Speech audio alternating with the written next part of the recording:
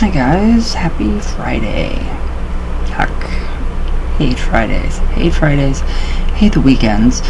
It's ridiculous. But anyways, alright, so today is going to be the star card, so the archetype of the star card. And we have the classic Rider-Waite, beautiful. Always, I can't believe these are still intact. Kind of bent, but they work. So, alright, so a little story about this. I didn't realize how close this is to my throat chakra, and how it's, it made me very vocal the other day. So it kind of just it was more like I was just blurting out everything. I don't know, it transmutes inside your whatever you're thinking, and it clarifies thoughts, and it gives you the ability to see through stuff, see through illusions and people that are fake. And so that's the whole story with this. So yeah, it kind of showed me I was seeing things in a different light, and I was kind of mouthy, and I was like, well, this really, I'm usually mouthy, but not to the extent of going off on people. So I kind of just blew up on a family member that totally deserved it. So that's really actually a really good stone. Now I feel a lot better, completely better. I feel rejuvenated. I'm feeling more vocal, more in tune with myself, in touch with myself, knowing who's toxic, who I need to stay away from, and what people I need to keep in my very small circle now. So this is actually helping quite a bit. And so yeah, Mystic Amber, thank you for this. This is incredible, seriously. Alright, so we have the star card, obviously. So this is the card of meditation, manifestation. So everything that we do when we manifest, anything that is through meditation. So this is literally, the waters that are pouring, they're resting. She's resting her feet or her foot on the water, which would be the subconscious mind. She's resting another one on the land and pouring, equal amounts of water. So right here is where the physical goes into, well, actually this is the spiritual, that would be the meditation, the visualizations, your magic, whatever you're doing, pouring out and then into the physical land. So, and then we have the blessings of the stars. The 7 chakras are also associated with this card. The maiden and the high priestess are also in there. So, here we go. Alright, a beautiful maiden kneels with one knee on the land and one foot in the water. So the earth supports her weight, but she also balances herself on the water of the subconscious. So she is the empress and Mother Nature, pouring the waters of life onto the material earth.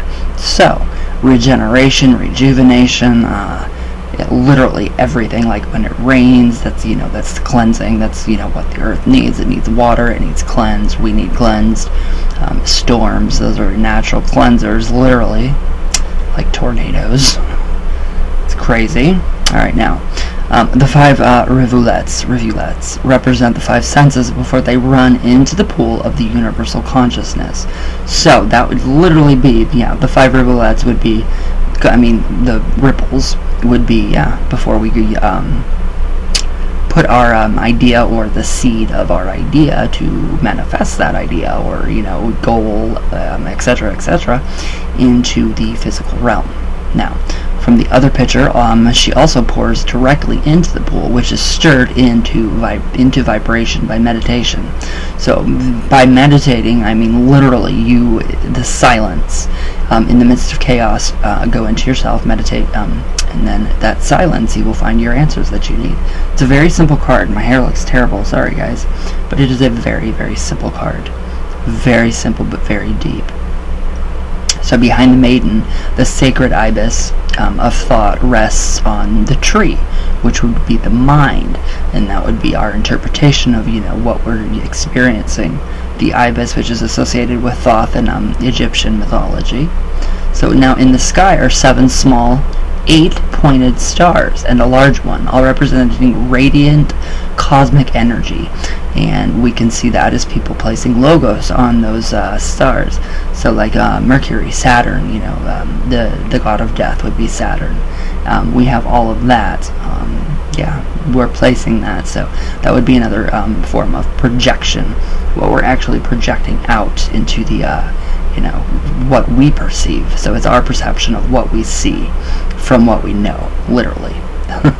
It sounds a lot more easier. It's a lot simpler than it does sound. It sounds pretty complicated. Okay. The 7 smaller stars correspond to the 7 chakras of the body. Now, this is the key of meditation, showing us that meditation modifies and transmutes the personal expressions of cosmic energy that pour down upon the maiden. So, with meditation and modifying and transmutation, that would literally be how we react, how we preserve, how we project. So we're literally just kind of floating around here, as human beings, and we're actually trying to transmute all of what we get from meditation. So whatever we're doing within meditation, that is, we're using all of our senses usually, not all the time, but yeah, within meditation, then we do come to that realization. So many truths and different realizations of those light bulb moments. That's what you get from that. So, and then we're able to go into ourself with meditation and figure out how to kind of again integrate the shadow of ourselves, and transmute that through meditation into something gold. So alchemy. Sorry guys.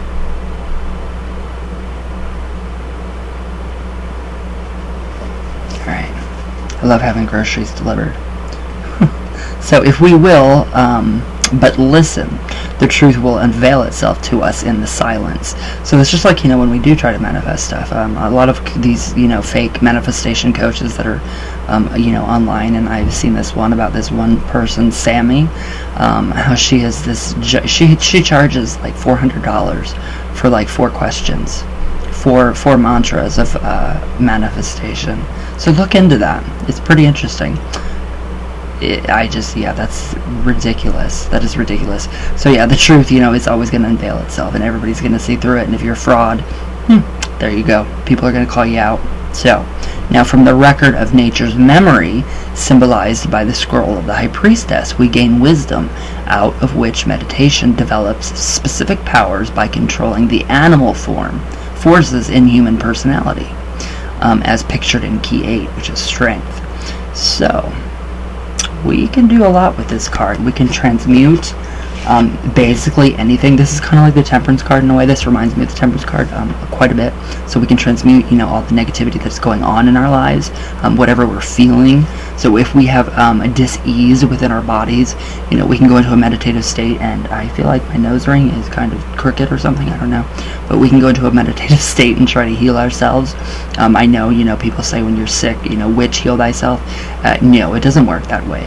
Or, whatever, magician heal thyself, or, something like that. It doesn't work that way. So, I mean, you have to run, it's got to run its course. It's natural. We get sick. That's, that's normal. And a lot of people are like, okay, so visualize yourself healthy.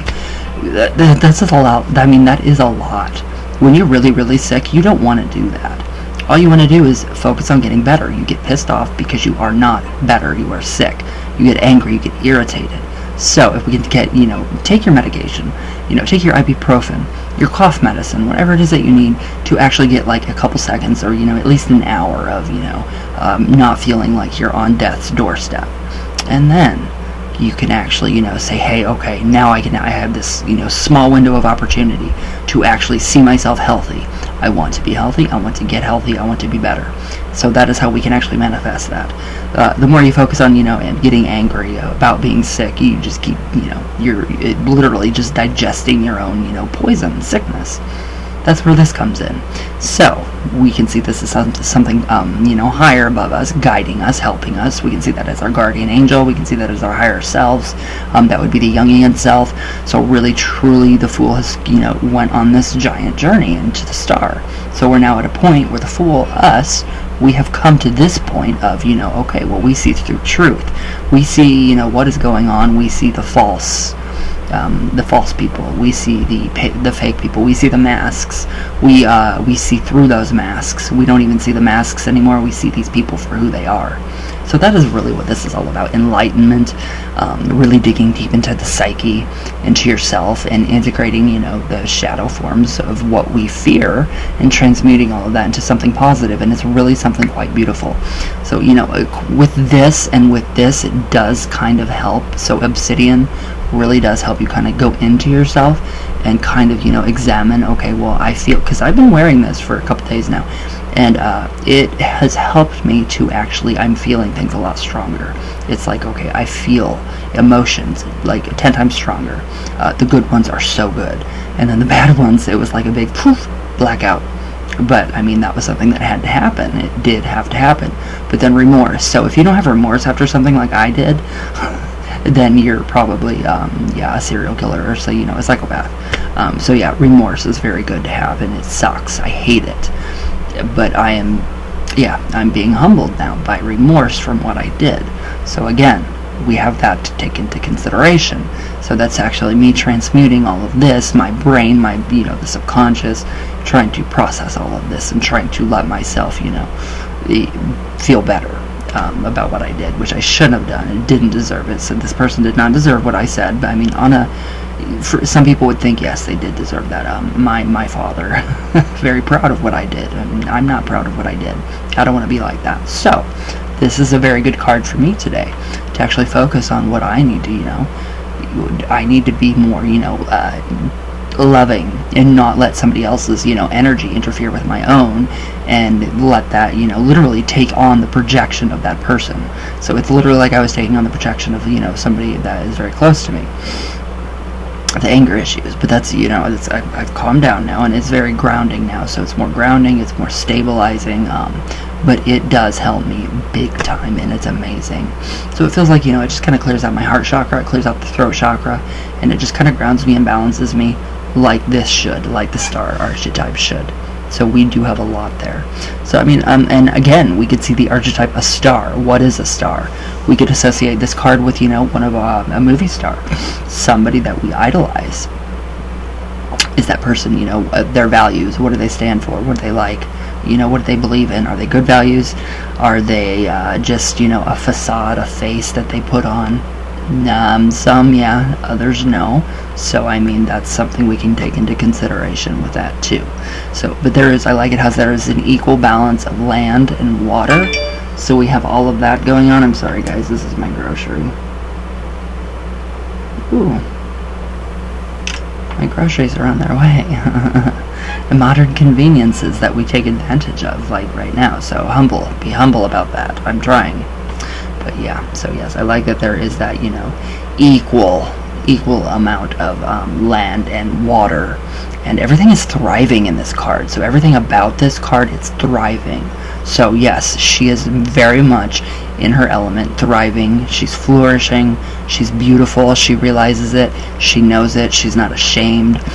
So she has her self-awareness, but she's still not ashamed. She's aware that, her curves and, her curves are sexy. So we can also take that into consideration. Inner beauty, inner beauty, our own truths. Yes, that is a lot to do with what's going on in the star card. So that's pretty much all I got for this one. That's pretty much. But yeah, everything that we do pour into the subconscious mind, the collective unconscious, always comes back out into the physical realm. So that is what in turn affects us. So me just trying to get over this remorse thing would be me basically just swallowing my own poison over and over again, and it's going to kill the lush landscape that we have here. But there's many other avenues, especially we have 1, 2, 3, 4, 5, and that's 5 of those different streams going to different places. So yes, it's the collective unconscious there, and then what we produce and manifest here. So, and then we have the balance of our bodies, and yes, we can take that all into consideration. So we can also see this as a health card. It just goes in so many different ways. It's incredible. So I do love this card. She's not ashamed. She is just very much in her element, and she looks like she's having a grand time. And that's also traditional, in traditional craft, we have ways of taking up water from a stream. Where did she get this water? Where did she get this water? There's no way. We don't know where she got the water. So, but again, there are different ways in traditional craft of, you know, taking water. You know, you don't ever go against it. What you do, but you you gently put your whatever, your earthenware in the water, in the stream, and let it flow into the let it flow naturally into the your whatever pottery, earthenware.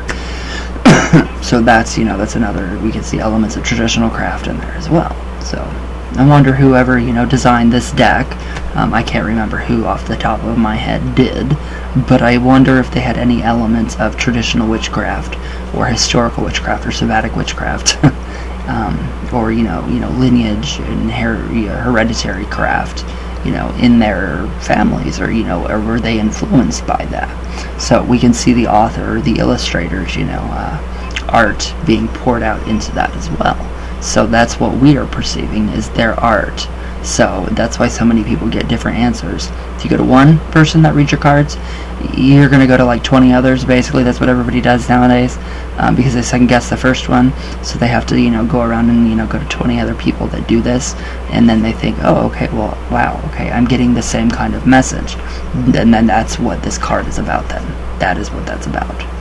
So you're getting the same message. The collective unconscious is swirling, and you're getting the same message. So you don't need to, you know, doubt your first reader and then go to another one, and then doubt the second one, doubt the third one, doubt the fourth one, go to the fifth one, and then come back to your original one and say, hey, okay, you were completely right. Really? So yeah, that's pretty much what's good about that card. But yeah, I do love that card. Alright, let's do some coffee talk. It's been forever. I'm learning gardenia. Yeah, gardenia. It's a wonderful name, isn't it? It's supposed to be good for the lungs. Like, open the lungs up, and, you know, it's a little potent. I'll be completely honest. It's like, wow. Very potent. So.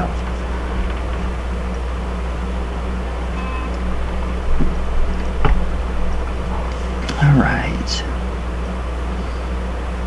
Let's see. Where are my comments? And I've seen that people have been ordering the Black Obsidian hexagram necklace. You guys are going to love it, seriously. Just use my name. I provided a link on my WordPress. Yeah, my WordPress page. I've provided a link.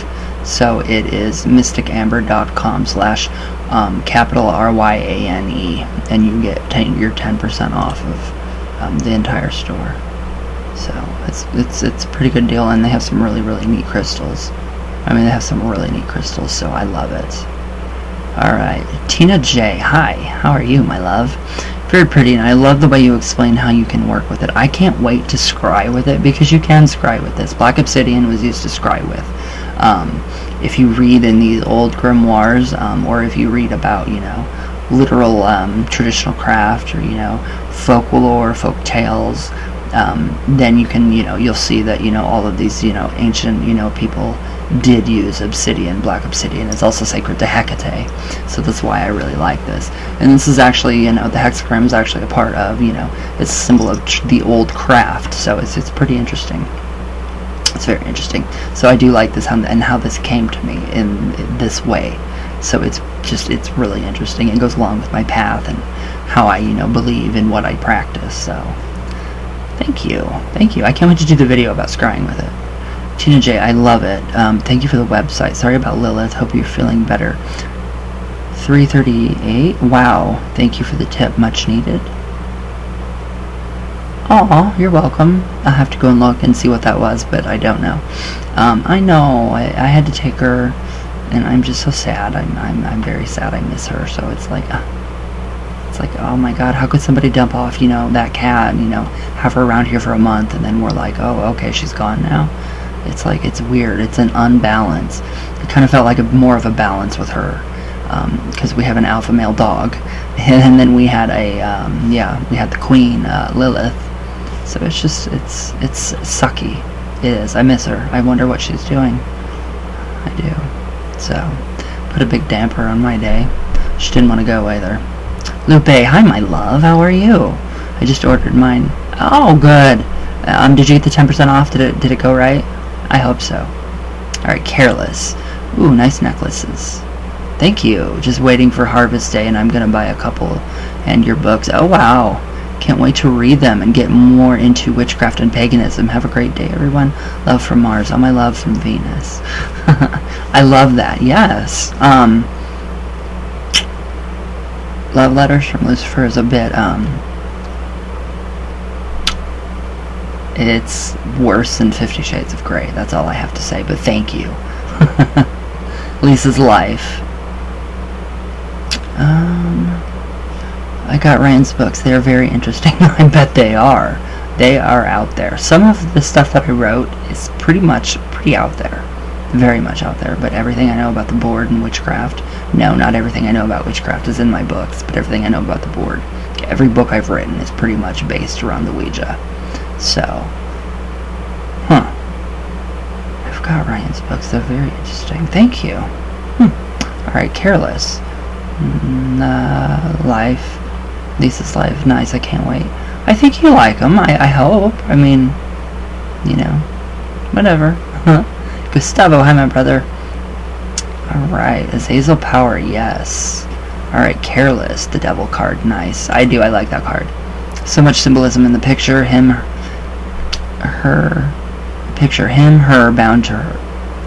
Earth? Pedestal, oh, the Earth, yeah, Devil rules Earth. Him sitting on it. Him getting torched with the knowledge. Torch controlling him with destructiveness and knowledge. Her controlled with fertility and creativity. It is beautiful. I love it. Oh, thank you. I do too. Thank you. Alright, Lupe. So excited to see what it is tomorrow. Oh, the hexagram necklaces. I love it. I do. I love this thing. I need more. I need to order some stuff from there. Gustavo. Hello. Mark Edwards. I'm not doing those 411 missing persons cases anymore. Weird things started to happen. A lot of weird things. I had some pretty weird emails about, people that actually knew these people, and it just didn't lead to it did not lead to a good place. So I'm hanging up the coat or the hat for that one, the board for that fact. So yeah, I won't go into that, but yeah, we got pretty heated, got pretty strange. I was like, whoa, should I be afraid for my life? That's how it was with the whole 411 missing persons cases, and I'm just like, no, I'm not doing this. This is not for me. I can't do this. I'm not going to, jeopardize my life over these, so. But alright. Well, I hope you guys have a great weekend. Happy Friday. And I love you all very much. All the way from Venus. All the way back down. There we go. And yeah, I'll see you guys tomorrow. So everybody have a great day. Thank you guys for ordering, and thank you guys for everything. All your comments, everything. You guys are amazing. So I love you all.